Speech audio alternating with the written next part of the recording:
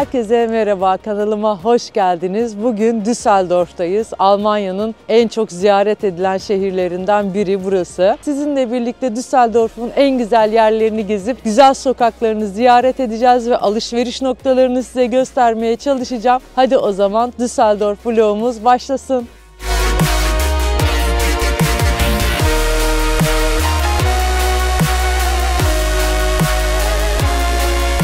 Düsseldorf'un da şu anda ana meydanı Marktplatz'ta bulunuyoruz. Hemen arkamda da eski belediye binası Rathaus bulunuyor. Burası 1500'lü yıllarda inşa edilmiş bir belediye binası. Burada yine Jean Valjean'ın heykeli de bulunuyor. Aynı zamanda burası 2. Dünya Savaşı'nda bombalandığında bu binanın büyük bir bölümü yıkılmış ama daha sonra 1900'lü yıllarda yeniden restore edilerek bugünkü halini almış. Şu anda Düsseldorf'un en renkli meydanlarından birisindeyiz. Marktplatz'tayız. Hemen arkamda da Jean Valjean heykelini görüyorsunuz. Bu meydan aynı zamanda Aralık ayında Noel pazarlarına da ev sahipliği yapıyor. O anlamda da oldukça hareketli olacağını göreceksiniz. Düsseldorf'a geldiğiniz zaman da bu meydana mutlaka uğrayın.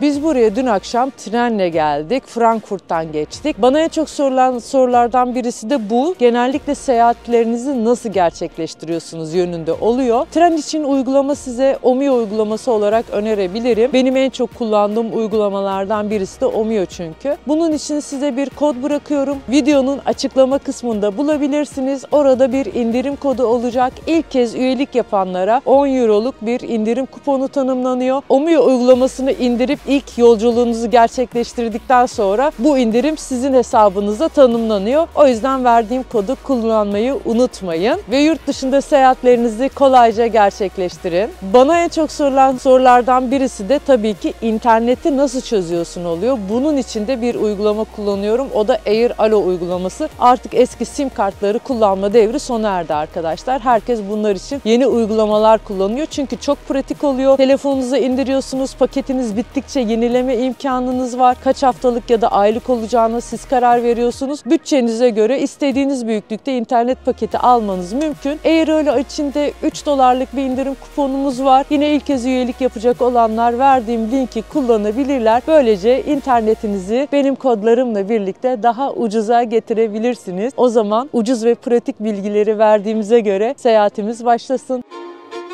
Evet, Düsseldorf'taki otelimize geldik. Kapıdan girer girmez bavullarımız burada. Ben bizi öncelikle ben karşılıyorum. Sonra odamız bu şekilde. Burada bir 2 kişilik, öbür tarafta tek kişilik yatak var. Burası otel ve uygun fiyatlı diye. Buraya tuttuk, zaten bir gece kalacağız. Bir sonraki günde ayrılacağız. O yüzden ev tutmadım bu sefer. Şöyle, oda bize yeteri kadar büyük. Böyle söyleyeyim. Bir tane balkonumuz var dendi. Balkonumuz gayet büyük. Bayağı büyük hatta. Bakın, odadan daha büyük balkonumuz var. Bir dışarı bakalım. Düsseldorf. Selam. Biz şimdi geldik Düsseldorf'a. Frankfurt'tan. Şehir şöyle gözüküyor gece. Güzel. Şöyle dönelim. Odayı tekrar gösterelim. En sonunda banyo kısmına sizinle birlikte bakayım. Ben de bavullarım burada. Merhaba tekrar. Bakın, küçücük bir banyomuz var ama yeterli gözüküyor. O zaman hoşçakalın.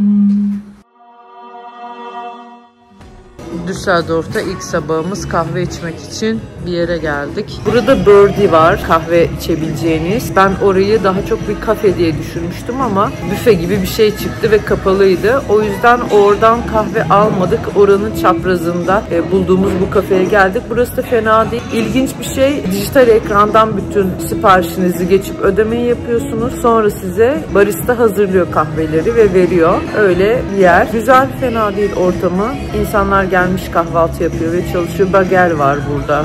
Yiyebileceğiniz bize yakın lezzetler. Şimdi geldi kahveler. Kahve seçerken ben dedim ki büyük istiyorum. Küçücük kahve istemiyorum. Gerçekten bak. Yani inanılmaz büyük, dev gibi bir fincanda geldi kahvelerimiz. Bu büyük, 4.90 bu arada. Bilerek büyük istedim ama bu kadar büyük çıkacağını beklemiyordum. Neyse, bagerlerimiz böyle. Çok tatlı ve güzel gözüküyorlar. Ben peynirli domates de aldım, mozzarellalı. Burada da jambonlu bir versiyonumuz var. Şimdi kahvelerimizi içiyoruz. Bu kahveyi bakalım nasıl bitireceğim. Dev gibi arkadaşlar. Elim kadar kahve.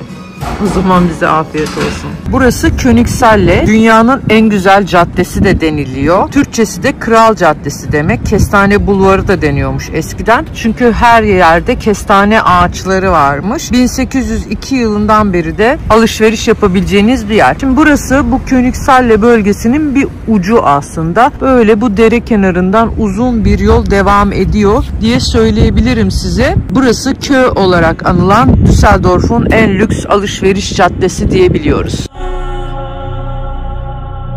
Burası Karplatz. Karşıda Lidl var, görüyorsunuz, devasa ucuzcu marketleri. Burası da yemek yenilebilecek alanı. Genellikle böyle gördüğümüz yurt dışında kapalı alanlar oluyor. Hem yemek yiyebiliyorsunuz işte hem alışveriş yapabiliyorsunuz, o tarz yerler. Şimdi buraya geldik. Birçok dükkan daha erken saatler olduğu için açılmamış ama bir içeriye bakalım neler var. Burada yine yemek yiyebileceğiniz alanlar var. Akşamüstü buralar daha hareketli oluyor. Hatta şurada bakın sepetçiler vesaire var. Şunlara bir bakalım. Bakın kapı süsleri mesela şunlar 40 euroymuş büyük olanları. Bunların üstüne böyle yılbaşı dönemlerinde çok güzel süslemeler yapabilirsiniz. Şöyle çantalar var. Bunlar da güzelmiş. Çocukların oturabileceği küçük tatlış sandalyeler var. Yine manav ürünlerinin satıldığı bölümler var. Bolca peynirci var. Çiçekçi var. Bu pazar yerinde genellikle mantıklar aynı arkadaşlar. İtalya'da da çok gördük, İspanya'da da gördük, Almanya'da da örnekleri var. Dediğim gibi çok erken bir saat şu anda sabah. O yüzden buralar henüz açılmamış. Karplatz'ı da yemek için kullanabilirsiniz. Buraya bir öğlen saatlerinde gelmenizi tavsiye ederim. Bakın birçok yemek yiyebileceğiniz yer var. Sabah çok erken saatlerde henüz açılmamış oluyor. Bu arada bolca çiçek satan yerler de var. Buraya yolunuzu düşürün. Burada ilginç şeyler yiyebileceğinizi tahmin ediyorum. Biz şimdi yemek yemeyeceğiz. Sadece size göstermek için girdim. Buradaki Lidl markete bir gidip orada neler var diye bir bakalım. Lidl marketlerde bakalım. Çok merak ediyorsunuz market fiyatlarını. Nasılmış? Mantarlar 1,59. Burada kabak var. Ürünler böyle ufak ufak paketlenmiş. Mesela şurada humus var 1,49. Karides var 99 cent. Marketlerde böyle özellikle evde kalıyorsak kesinlikle şöyle hazır yemekler oluyor, ısıtılmalı. Onlar çok ekonomik oluyor. Bakın mesela dışarıda bu salatalara 15 euro falan veriyorsunuz. Burada 2,99, işte 3,29. Karidesli bu arada 3,29 olan premium yazıyor. Güzel oluyor, tavsiye ederim. Biz bazı öğünleri bu şekilde yaparız ve seyahatlerimizin hani bir kısmını daha uyguna getiririz. Özel yemek istediğimiz bir şey olursa da diğer restoranlarda daha çok para harcama imkanımız olur. Bizim sevdiğimiz Nussnacker diye bir çikolata var. Onu arıyoruz. Paketi değişmiş galiba. Biraz çikolata alalım. Kahvaltı için yine bir şeyler almak isterseniz fırınlardan daha ucuz olan yine marketler oluyor. Bu arada Aldi marketlerde bizim aradığımız çikolata varmış. Oraya bakacağız. Ama burada da böyle ürünler var. Bazen kahvaltıyı da böyle marketlerden aldıklarımızla yapabiliyoruz. Daha uyguna mal oluyor. Size de tavsiye ederim. Özellikle böyle bizim gibi sürekli seyahat etmeyi seven insanlardansanız bazı durumlarda maliyeti düşürmek gerekiyor. O zaman da böyle marketlerden daha uygun fiyatlı ürünler alıp yemeği tercih edebilirsiniz. Hadi biz devam edelim.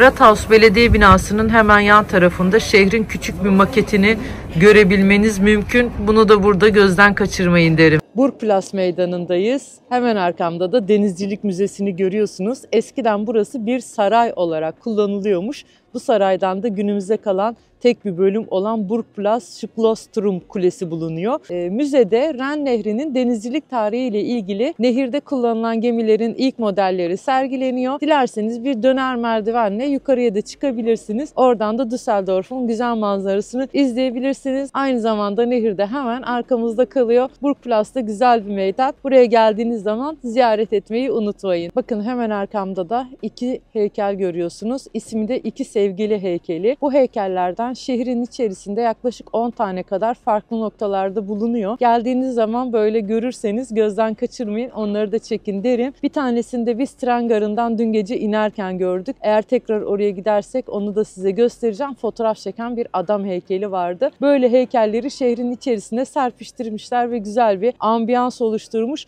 Bunlar sıradan halkı temsil eden heykellermiş. Yani turistleri temsil ediyor, sıradan halkı temsil ediyor aynı zamanda. Böyle geldiğinizde görmeniz gereken şeylerden birisi de Burgplatz'taki bu iki sevgili heykeli olsun. Hadi gezmeye devam edelim. Burgplatz meydanının köşe tarafında da Düsseldorf'un 13. yüzyılda şehir statüsüne kavuşmasına ithaf edilmiş bronz rölyef bir heykel bulunuyor. Çok güzel detaylar var heykelin üzerinde. Hadi size şimdi onları göstereyim.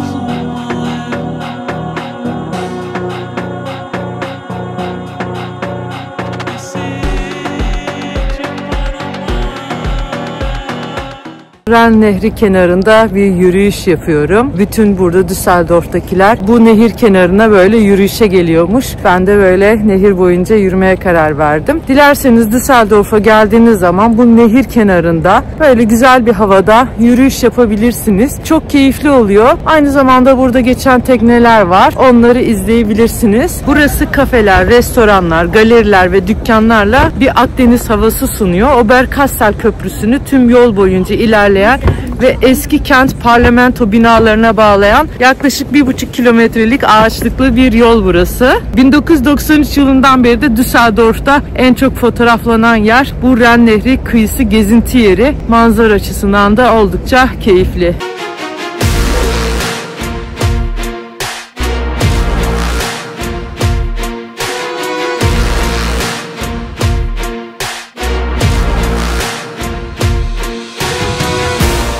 Şu anda karşımda gördüğünüz kule, Düsseldorf'un liman bölgesinin tam ortasında yer alan şehrin en güzel manzaralarını sunan noktalardan birisi burası.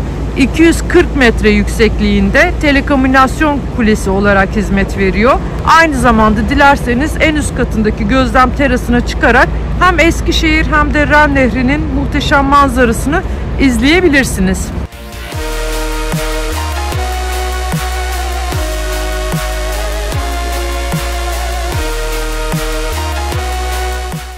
Hemen arkamda görmüş olduğunuz kilise de St. Lambertus Kilisesi. Şehrin en çok fotoğrafı çekilen yeriymiş aynı zamanda. Düsseldorf'un en eski dini yapılarından biri.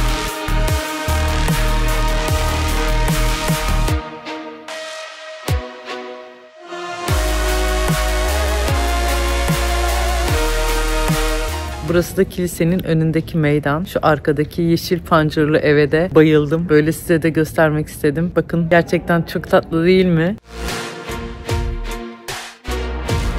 Burası da kilisenin içerisi. Oldukça sessiz. Beklediğimden daha küçük ama etkileyici bir dini yapı. Gelirseniz ziyaret edebilirsiniz.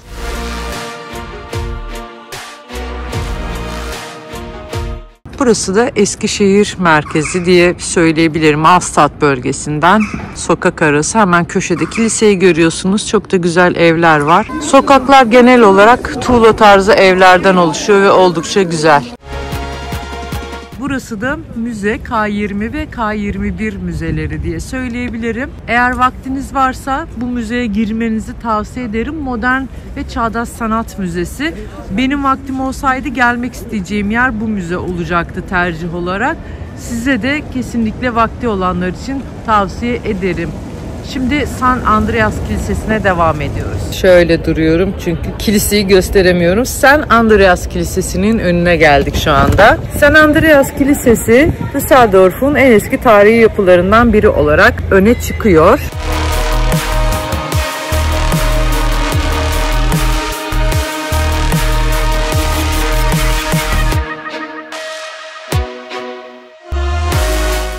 Burası da Bölkerstraße yani Barlar Sokağı'nın olduğu bölge. Dünyanın en uzun biraneler sokağı olarak geçiyor. 260'tan fazla birane bulunuyormuş burada. Bu ara sokaklarından biri. Asıl sokakta birazdan size göstereceğim. Orada birçok işletme görebilirsiniz. Bu biranelerden birine gidip bir şeyler yiyip içebilirsiniz. Gördüğünüz gibi çok uzun ve büyük bir cadde. Burada yüzlerce biraneci bulunuyor. Bu sokaklara gelip beğendiğiniz bir yere oturmayı unutmayın. Böyle devam ediyor.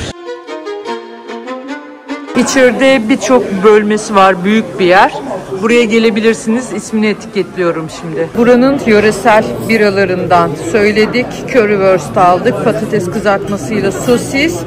Değişik ve güzel bir atmosferi var mekanın. Buraya geldiğiniz zaman güzel barlar var. Onlara uğrayabilirsiniz. Burada birçok restoranda lezzetli ürünler bulabilirsiniz.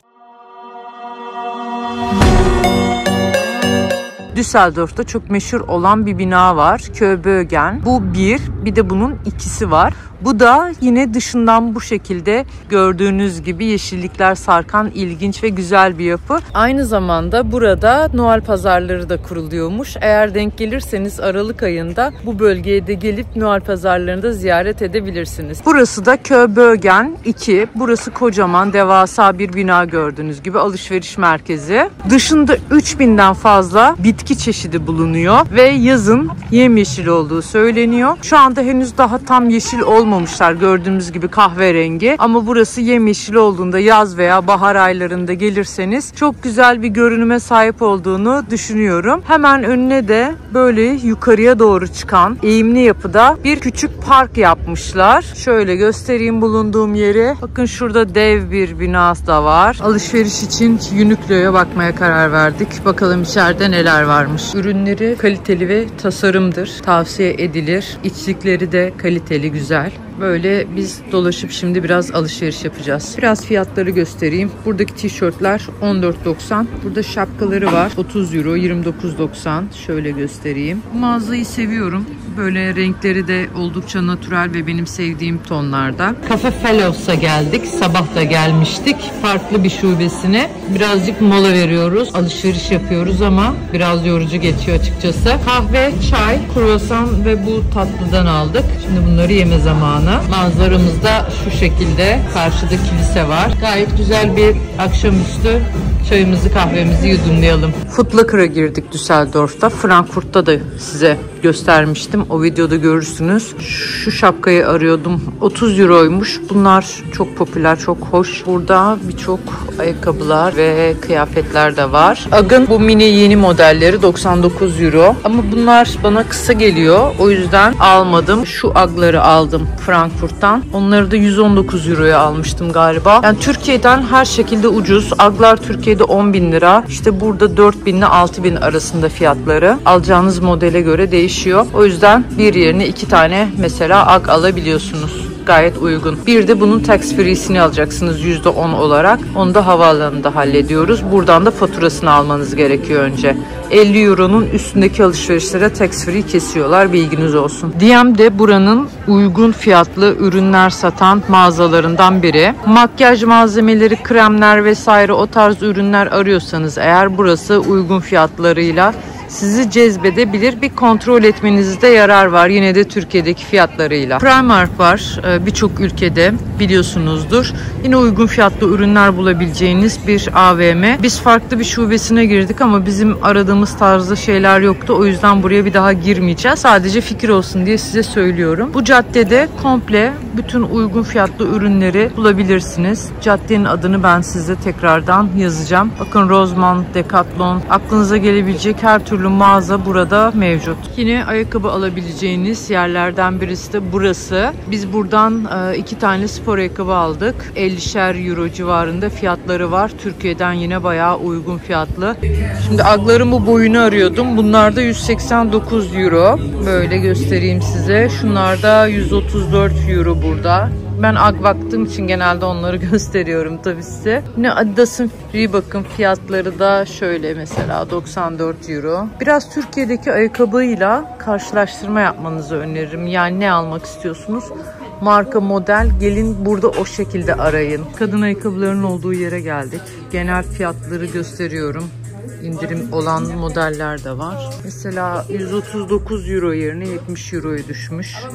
Böyle indirimli olan ürünlere de bakabilirsiniz bu arada. Fiyatlar şöyle. Marktplatz meydanına doğru giderken rastgele bir yere oturduk arkadaşlar. Çünkü çok yoruldum. gerçeği söylemek gerekirse ve hamburger söyleyeceğiz. Angus etli ve Aperol aldık. İlgisi olmayabilir ama öyle istedi canımız. Restoranın adını bilmiyorum ama ben size ekleyeceğim. Menü hamburgerlerde 12.90 yazıyordu Angus etli. Sadece biz etçi denemek istedik. Mekan hani normalde benim tercih edeceğim bir yer değil. Dediğim gibi aşırı derecede yorulunca buraya oturduk. Akşamları da Car Plus'taki o yemek meydanı, sabah size gösterdiğim yer kapalı oluyormuş. Biz aslında oraya gitmek istemiştik. Oraya uğradık ve kapalı olduğunu gördük. Angus etli hamburgerlerimiz de geldi. Şimdi gerçekten tadına bakmak için merak ediyorum.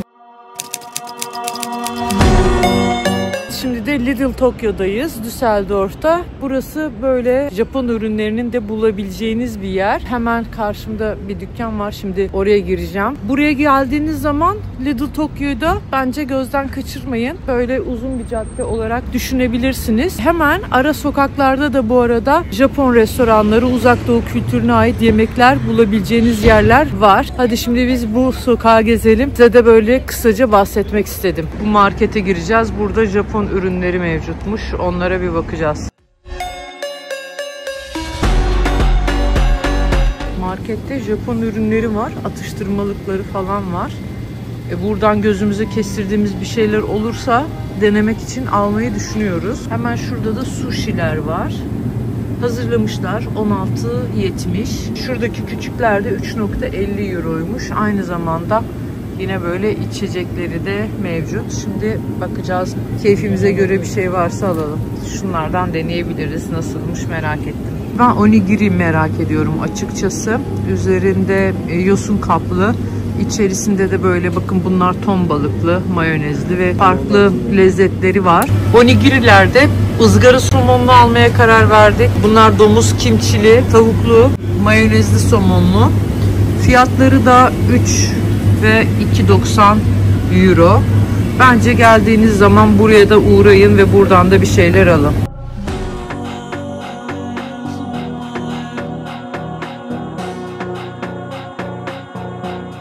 Onigirilerin tadına baktık. Ben beğendim. Şimdi de sushi'lerden deniyoruz. Bunlar da güzel. Kesinlikle buraya geldiğinizde tavsiye edilir.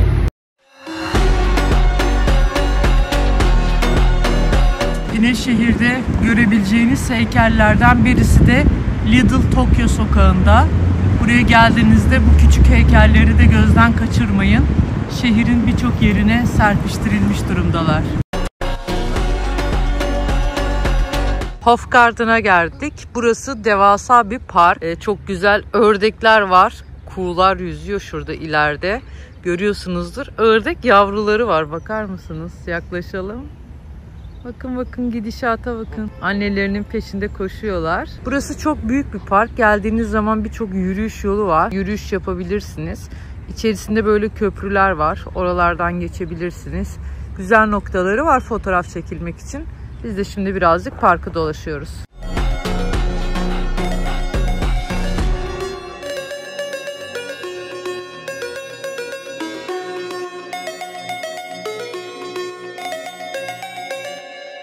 Geldik bir seyahatimizin daha sonuna. Almanya seyahatimizin son noktası Düsseldorf'ta, Hofgarten'da bu güzel parkta yapmak istedik. Bugün sizinle birlikte Düsseldorf'un tarihi yerlerini, alışveriş merkezlerini ve güzel sokaklarını gezdik. Umarım videomu beğenmişsinizdir. Arkadaşlar videomu izleyen birçok kişinin henüz kanalıma abone olmadığını görüyorum. Benim de daha büyük kitlelere hitap edebilmem için lütfen şu anda videoyu durdurup kanalımıza abone olun. Videomuzu beğenip arkadaşlarınızla paylaşmayı unutmayın ve yorum yaparsanız da mutlu olurum. Düsseldorf'u nasıl buldunuz? Siz gelmek ister miydiniz buraya? Yorumlarda buluşalım. Yeni videolarda görüşmek üzere. Herkese hoşça kalın.